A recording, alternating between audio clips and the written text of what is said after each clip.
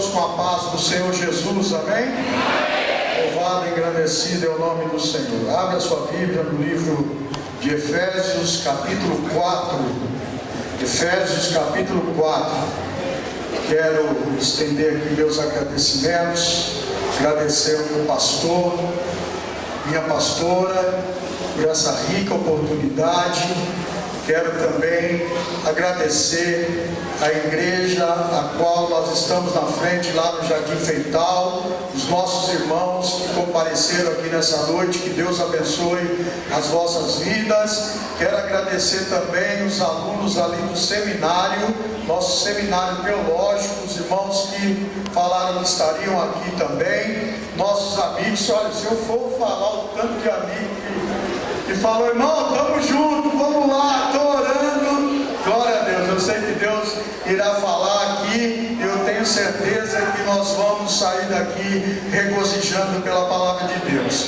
Meus queridos, também quero agradecer através do seminário teológico, meu irmão pastor Valdir, que não está aqui porque ele é o coordenador, pastor presidente, do curso teológico. Meu irmão pastor Valdir, juntamente com sua esposa Geronice, que estão lá nos Estados Unidos, disse que vão estar aqui, vão estar assistindo ao vivo lá, pastor, em nome de Jesus, tá, irmãos? Agradecer minha esposa, agradecer minha mãe, deixou de vir ontem para poder estar aqui hoje, porque tem pouca saúde. Então ela falou, não vou no domingo, vou lá na segunda. Então que Deus abençoe a vida de vocês, que Deus abençoe a cada um nesta noite. Queridos, Efésios capítulo 4, versículo 11, e diz assim, todos acharam? E ele mesmo deu uns para apóstolos, e outros para profetas, e outros para evangelistas, e outros para pastores e doutores. Esse ele aqui é Jesus. Mas por que ele fez isso, irmão? Vamos continuar lendo aqui alguns versículos. Por que ele deu alguns para apóstolos, profetas, evangelistas, pastores e doutores?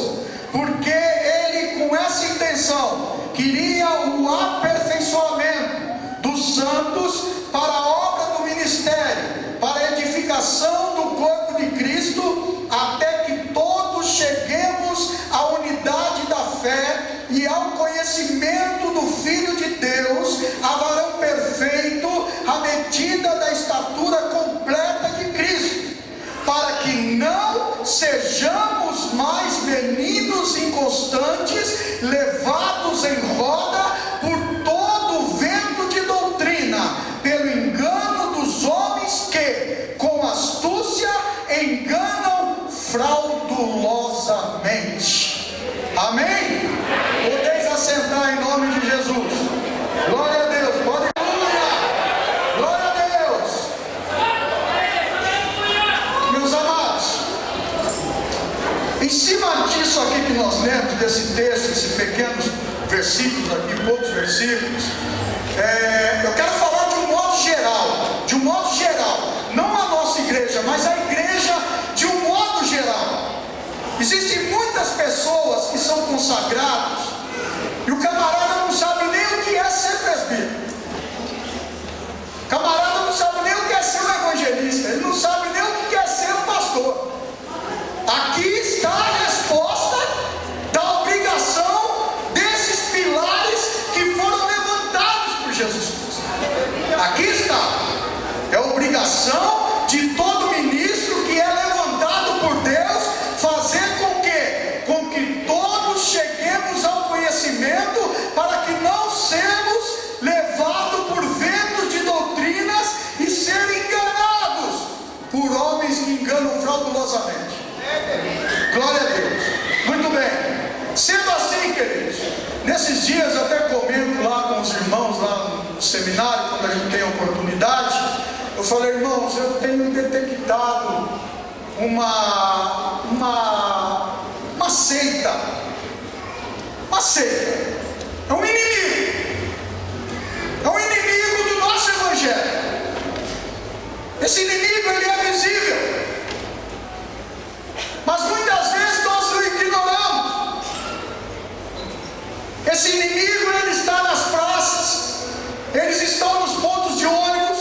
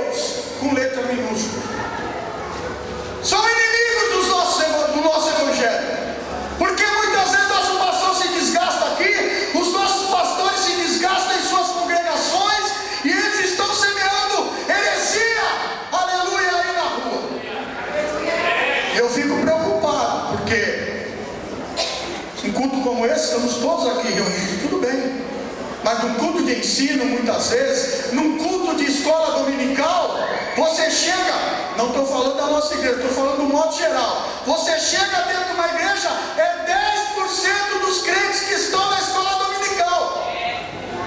Consequentemente, eles derramam avalanches de heresias, aleluia, que estão batendo de porta em porta, levando cativas mulheres nécias, carregadas de desejo. Estão aprisionando, estão pregando totalmente o contrário daquilo que nós cremos. Quando eu li aqui Efésios capítulo 4, versículo 11, é obrigação de todo ministro. Por isso que eu tenho prazer, não por estar na presença do nosso pastor, mas a gente tem prazer de estar aqui nos cultos de ensino na terça-feira. Por quê? Porque você ouve a verdade. Aleluia. Só que muitas vezes, o que me atemoriza? O que me atemoriza é que muitas vezes a gente encontra pessoas que têm a mente de Cristo, no qual a Bíblia diz que somos templo do Espírito Santo e que o Espírito Santo habita em nós, muitas vezes encontrando com essas heresias no meio da rua, com esse inimigo no meio da rua, e cruzando a calçada e atravessando do outro lado, com medo de ser interrogado por eles. É certo isso? É um inimigo público, é um inimigo que está aí, irmão, está enforcando, está sacrificando a palavra de Deus. Tudo aquilo que nós temos ouvido, aleluia, e outra, hein? Isso é uma anomalia, porque tem crescido gradativamente. Um trabalho que era para ser feito por nós, está sendo feito por eles, quebrando tudo aquilo que nós fazemos aqui, quebrando tudo aquilo que nós cremos. Então eu creio que não é um perigo, é uma ameaça, porque quando você vê crente cruzando a calçada e desviando, com medo de conversar, com medo de enfrentar, eu estava vendo aqui, tem uma palavra lá em primeiro capítulo de Pedro, primeira carta de Pedro, aleluia, onde ele diz assim: olha, estai pronto para responder qual é a razão da esperança que você tem a qualquer um que te perguntar. Nós temos que estar pronto para enfrentar esse inimigo. Só que Deus, ele foi tão sábio, que antes da fundação do mundo, Deus fez um plano de salvação. 1 Coríntios capítulo 8, versículo 6, lá vai estar escrito assim: porque para nós há um só Deus, o Pai, e o Senhor, que é Jesus Cristo. Então eu quero dizer uma coisa para vocês: por que eles creem que Jesus é um Deus com D minúsculo? Porque eles creem que Jesus é filho de Deus. Eles creem que Deus gerou Jesus. Então veja bem, para ser considerado um Deus, a pessoa não pode ter nem princípio de dias e nem fim de dias. Se a Bíblia chama Jesus de filho, então eles creem que um dia Deus gerou Jesus. Só que no plano de salvação de Deus, antes da fundação do mundo, e depois eu vou provar aqui mostrando para você, um dia, eu vou fazer uma simulação aqui. Estava Deus, o Senhor, porque a Bíblia diz que é um Deus e um Senhor. Estava Deus, estava o Senhor e o Espírito Santo, e eles estavam planejando um plano de salvação. Estou fazendo uma simulação. E Deus disse assim: na consumação dos séculos, o dia dele, quando tudo na plenitude dos tempos, plenitude, Gálatas capítulo 4, versículo 4, 5. Na plenitude dos tempos, o Senhor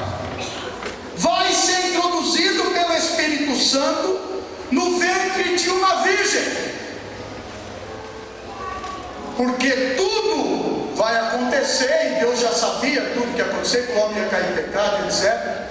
E não ia haver alguém digno de morrer na cruz e derramar o sangue puro para poder pagar pelo pecado do homem e trazer novamente a humanidade para junto de Deus.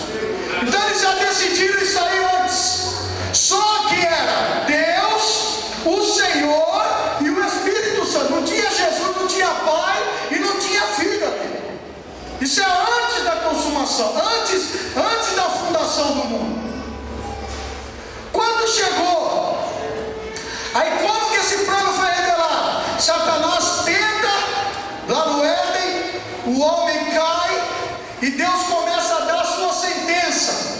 E no capítulo 3, versículo 15, ele vai dizer assim, olha, dizendo para a serpente, tu vai rastejar e da tua semente, a tua semente e a semente da mulher vão se confrontar. A semente da mulher vai ferir a tua cabeça, que é da serpente, e tu lhe ferirá o calcanhar. Então aí o plano foi revelado à humanidade. Um dia Jesus iria nascer, e era ele que iria ferir a cabeça da serpente. Aleluia! Então quando chegou o tempo, a plenitude dos tempos, foi a época de Jesus vir. E aí então lá em Lucas, no capítulo 1, a partir do versículo 26, de capítulo 2, o anjo vai se apresentar a Maria e vai dizer, olha, o Espírito Santo virá sobre você. Aleluia! E você terá um filho, e esse filho será o Salvador do mundo. Aleluia! Só que na conversa desse plano, Deus falou assim, olha, Senhor, quando o Senhor nascer da barriga dessa mulher, ela será sua mãe. Como tu não terás um pai lá embaixo, porque José foi pai de criação, eu serei seu pai. Então tu receberás o título de filho e eu receberei o título de pai. Quando tu cumprires a obra que foi determinada por ti lá na terra, eu te receberei com toda a glória que tu tens aqui. E tu voltarás a ser Senhor.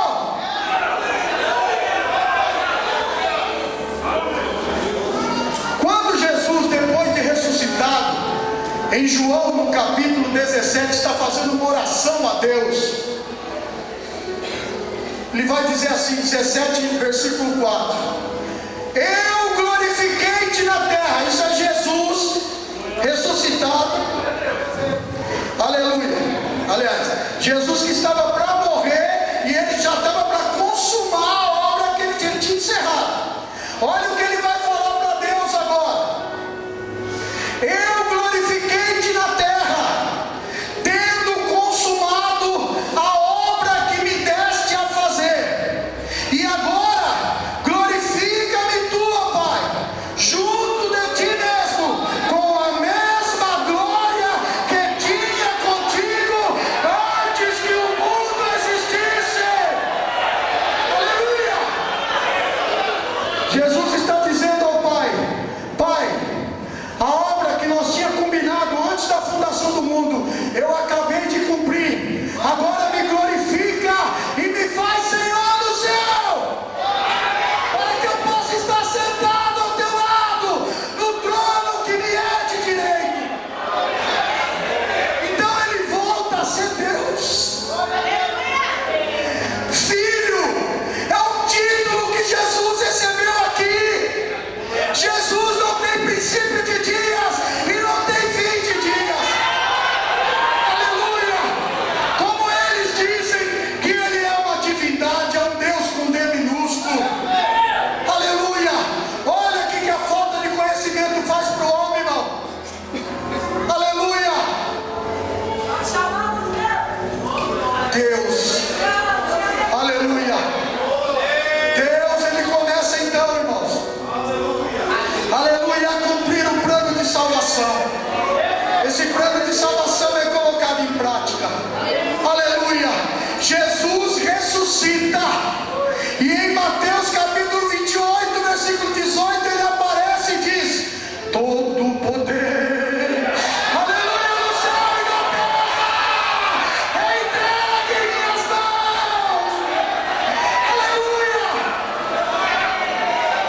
Todo o poder foi entregue nas mãos do Senhor, porque Ele é Senhor, Ele é Deus, Ele tem os atributos de Deus.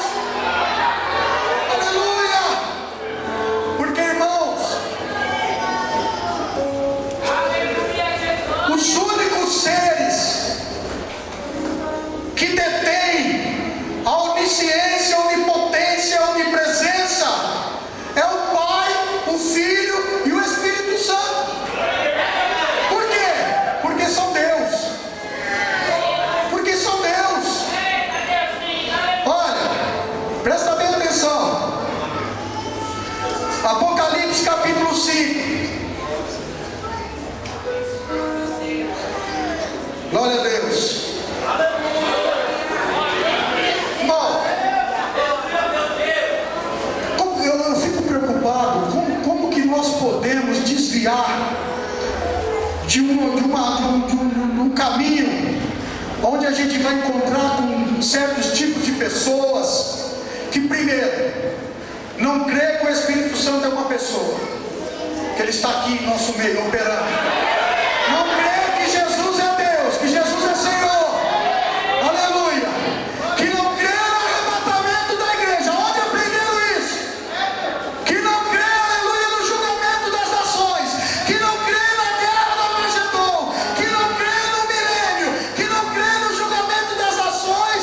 Que não crê que o diabo está solto e que será preso por Jesus ali no abismo. Que não crê no julgamento final. Como, irmão? Como? Irmão, essa seita ela é tão melindrosa que às vezes nós deixamos um irmãozinho, uma irmãzinha lá no Zaira 8, sem preconceito, porque Mauá é cheio de morro mesmo, mas pessoas impossibilitadas muitas vezes de vir para a igreja, de receber uma oração de vez em quando, eles vão lá. Eles vão lá. Eles despregam tudo o que nós pregamos e faz daquela pessoa uma pessoa cativa. Olha como são perigosos. Estão aí debaixo dos nossos narizes. E nós temos que combater. E só vamos conseguir combater com o conhecimento, estudando a palavra de Deus. Aleluia! Aleluia! Vou provar aqui que Jesus é onisciente, onipotente e onipresente. Apocalipse. Não, nós não precisamos provar para nós, estamos provando para eles. Para eles. Capítulo 5, versículo 6. E olhei, e eis que estava no meio do trono e dos 4 animais viventes, e entre os anciãos um cordeiro, como havendo sido morto. Olha a plenitude desse cordeiro agora. Tinha 7 pontas, são 7 chifres. O símbolo de chifre na Bíblia é poder. Ele tinha a plenitude, eram 7 pontas, 7 chifres. A plenitude do poder estava com esse cordeiro. Presta atenção. Tinha 7 olhos. 7 olhos é a plenitude da ciência. Ele tem conhecimento de tudo. A plenitude do conhecimento está com o cordeiro. Aleluia! Que são os 7 Espíritos de Deus enviados a toda a terra. Toda a terra quer dizer a plenitude da presença. Esses olhos enxergam toda a terra. Por isso, o Cordeiro de Deus, aquele que nos deu a vida, é onisciente, é onipresente,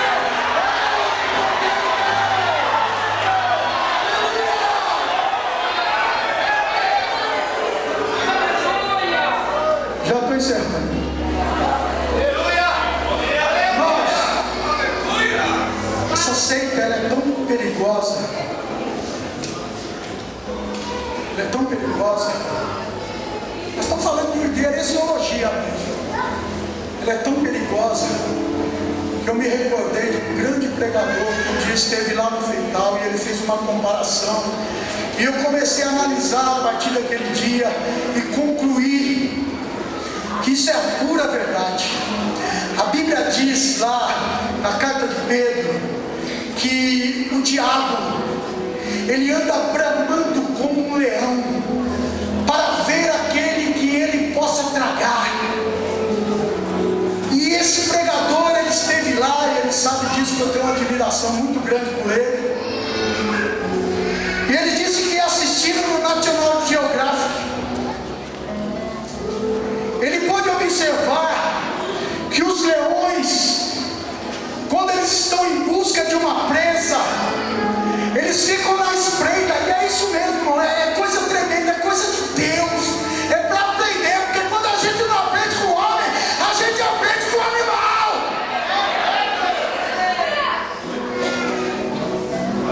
Os leões, eles ficam assim, mão na espreita. Por exemplo, uma manada de búfalo, o búfalo, ele tem um couro muito grosso e é uma das carnes mais saborosas, eles falam. Então, quando ele quer atacar um búfalo, ele começa a armar estratégia e começa a ficar na espreita. E olha, irmão, o que eu vou falar para você, eu quero que fique no teu coração, porque a espreita do leão vai até o ponto dele começar, porque ele quer pegar o mais fraco. Ele quer pegar o mais fraco. Ele não quer errar o bote. Pastor, por incrível que pareça, ele consegue detectar uma infecção no dente da presa. Ele começa a identificar, ele começa a sentir o cheiro da infecção. Cheiro da infecção. Aí, irmãos, o que ele vai fazer? Ele vai tentar identificar da onde está vindo essa infecção, porque ele sabe que há algum animal ali que está enfermo. Irmão, e quando ele identifica esse animal, ele parte para cima daquele. Ele parte para cima daquele mais fraco, daquele que está infeccionado, e ele mata a sua presa.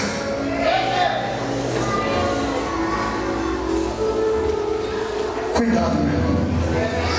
Eu vim aqui, eu sei que o meu pastor sempre faz isso, mas eu vim aqui para cumprir o meu ministério de evangelista. É minha obrigação de alertar, sempre que for necessário, sempre que eu tiver oportunidade. É minha obrigação colocar o meu ministério em prática e alertar você, para que você tome cuidado. O inimigo não está brincando, irmão. Ele está bramando.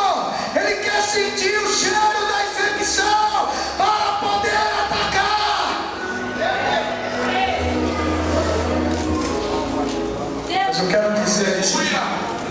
Esse inimigo que pensa que Jesus é apenas um Deus com letra minúscula, que é apenas uma divindade, mais um para ser prestado no culto. Hebreus capítulo 1 e versículo 10 vai dizer que o Senhor, espera,